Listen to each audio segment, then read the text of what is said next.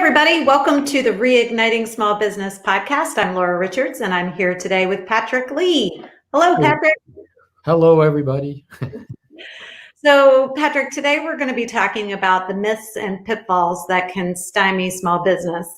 And I think one of the things that we've talked about over the last several podcasts that we've had is the importance that small businesses play in the American economy. They have a really important role there, and probably never more so than when this pandemic is over.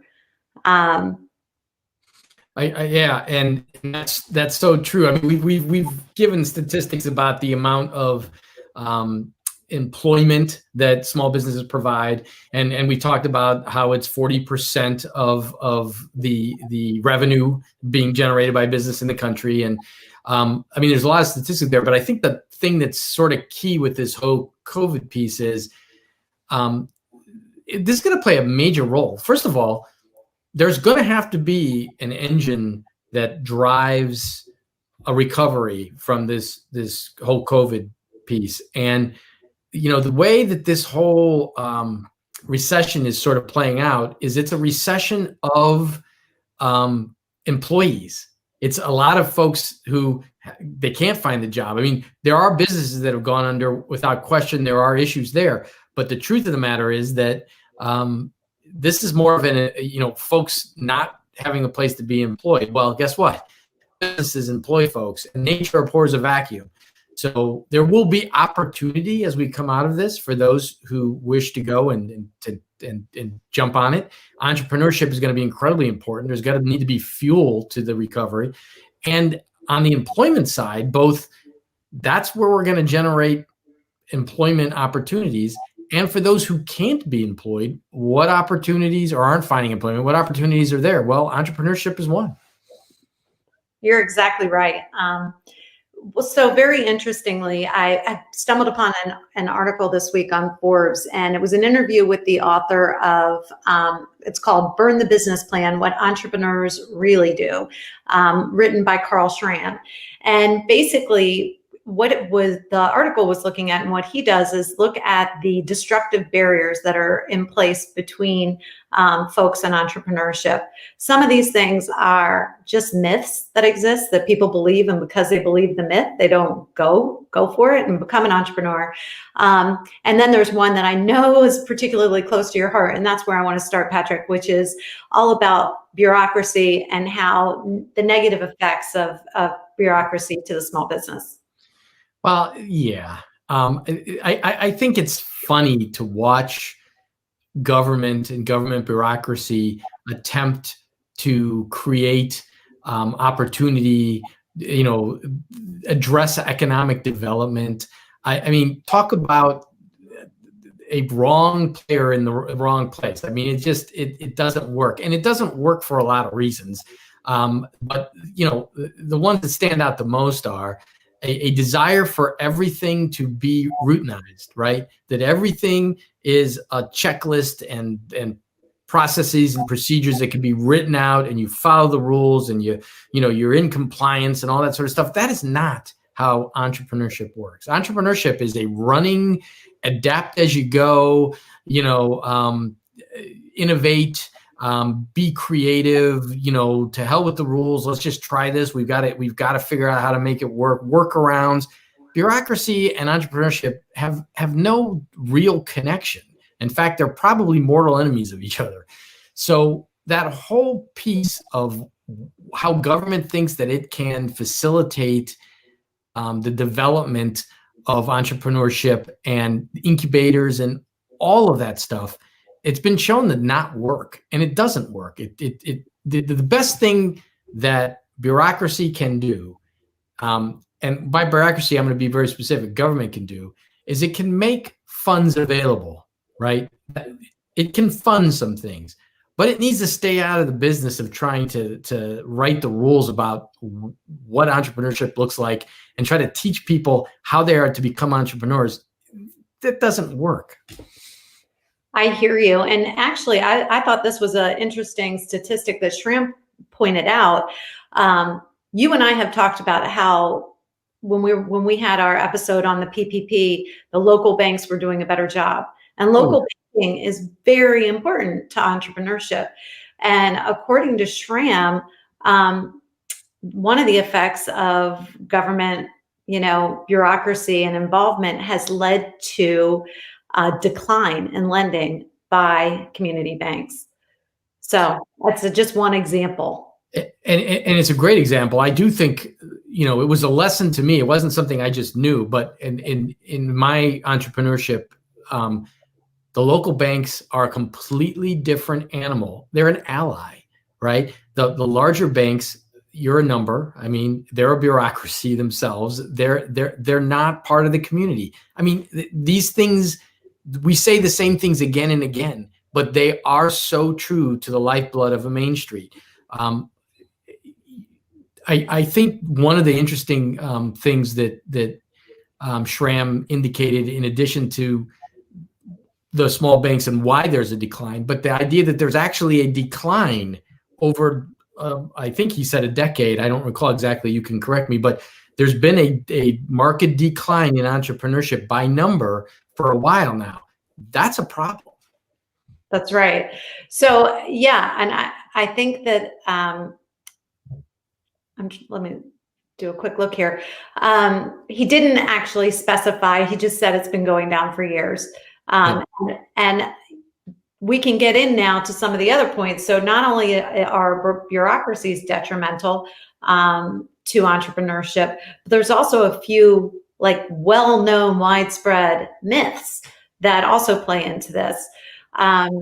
So one of those myths is that entrepreneurs are young and budding. Like young people, they come out with these great ideas, and that's what's important about becoming an entrepreneur.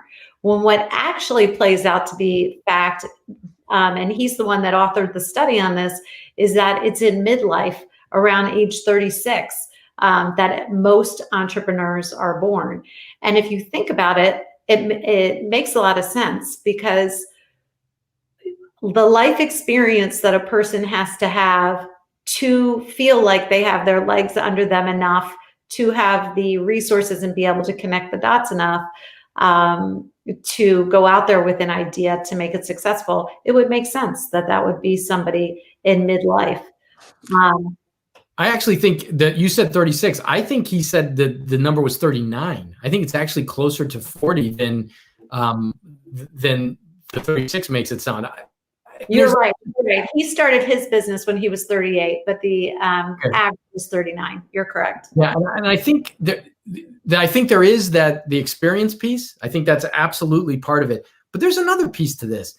I mean, it's one thing we think of entrepreneurship as you're going to trade. You're going to patent something, right? You come up with an invention, you patent it. That's entrepreneurship. You go out and sell it. Wow, look what happened.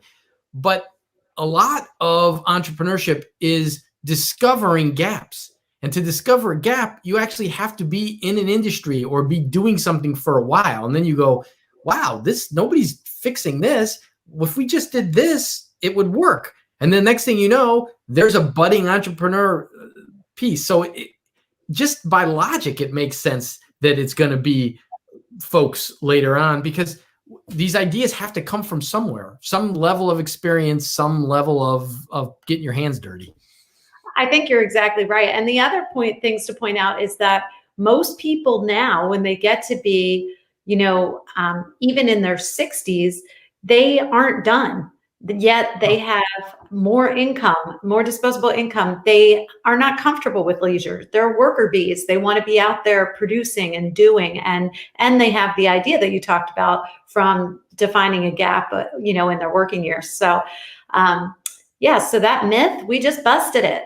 Yeah, we did bust it, and it also opened up another myth, and that is that folks, need to be done in their early 60s. I mean, at one time, retirement age was 62, then went 63, and then 65. But truth be told, most entrepreneurs are working into their early 70s. I mean, you own a business, it's your baby. You may back off of how much you're doing, but this whole sort of arbitrary, you're done in your early 60s, I don't think that holds true whatsoever on Main Street anyway. I totally agree with you.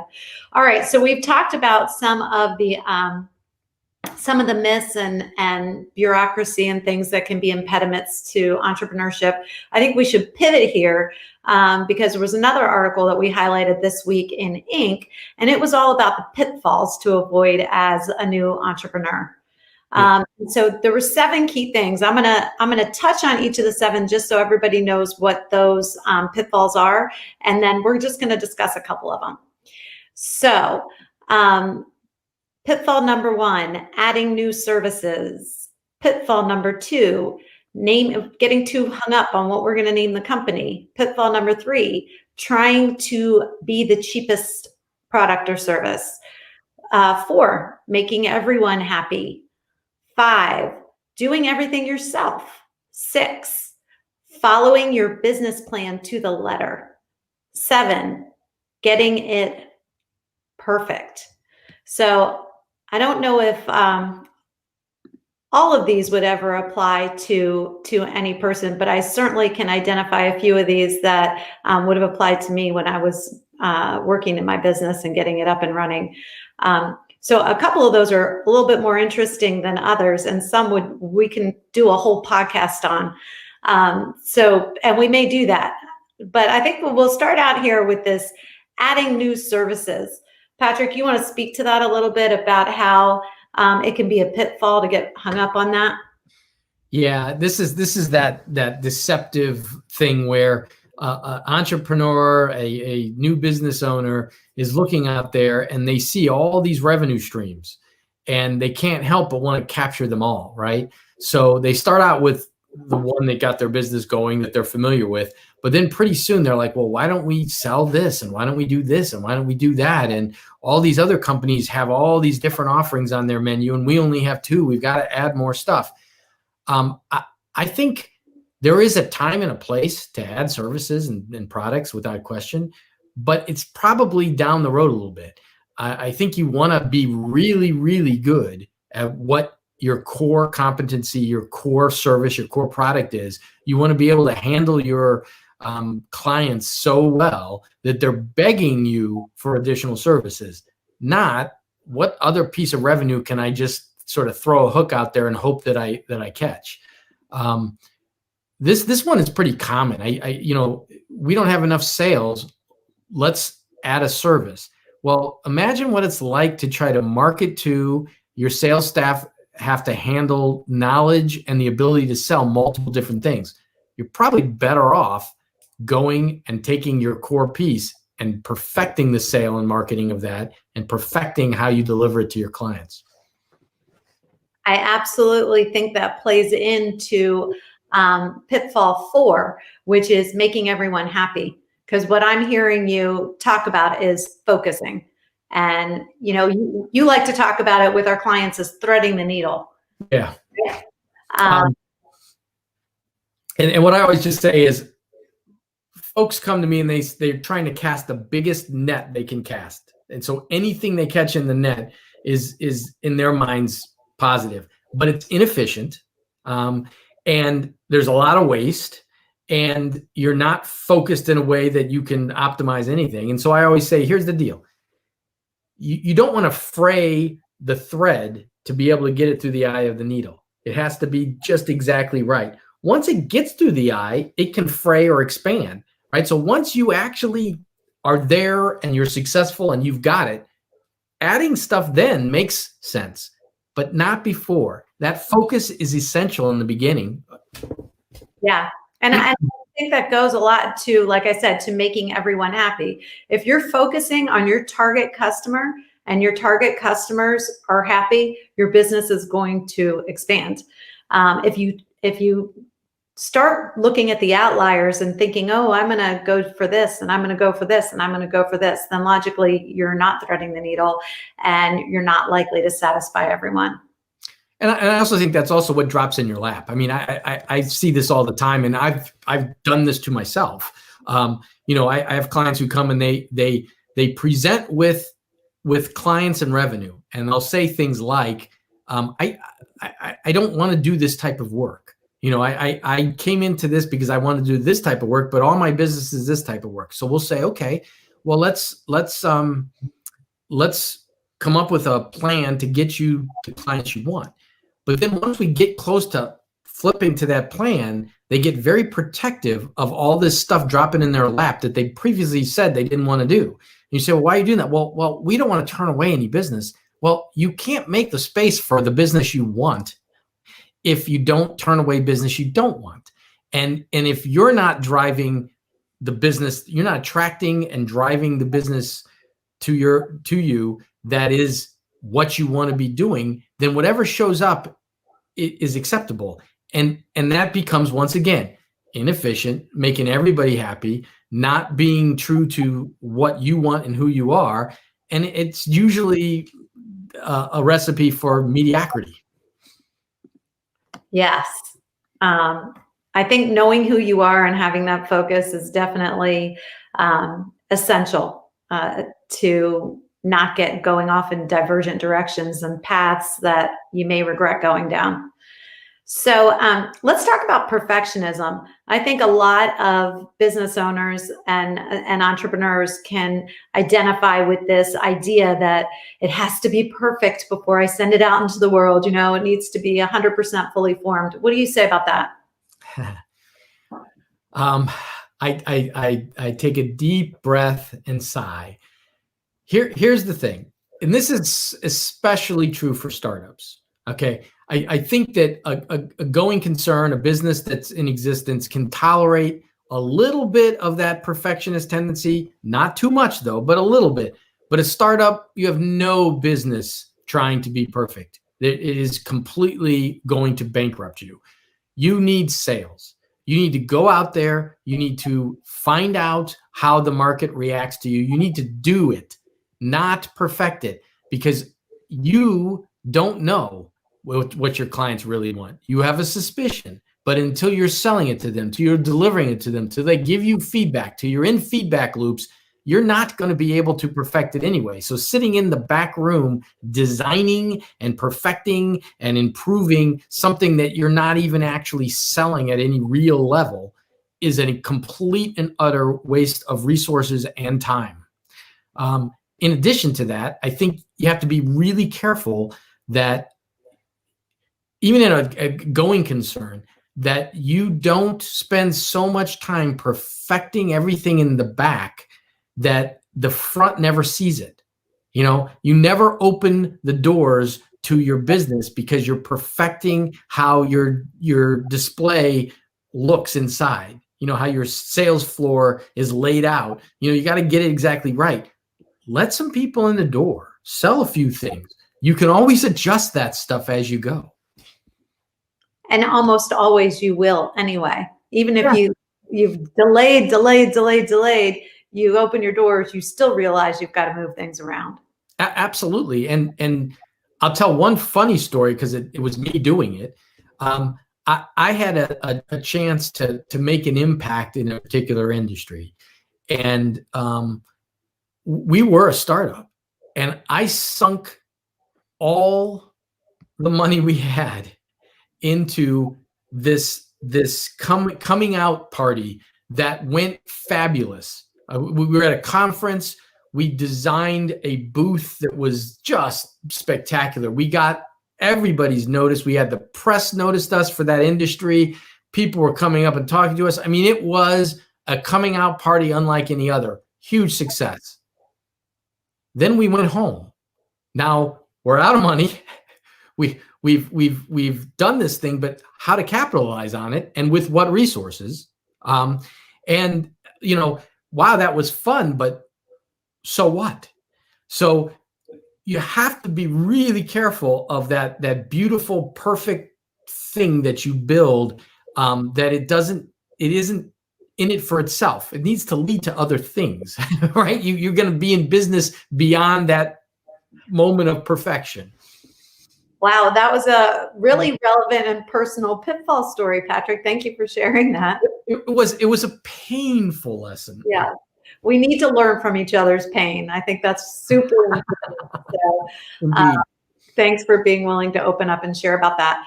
Well, I hope this was helpful for all of our listeners out there to hear about some of the obstacles and pitfalls to avoid for entrepreneurs.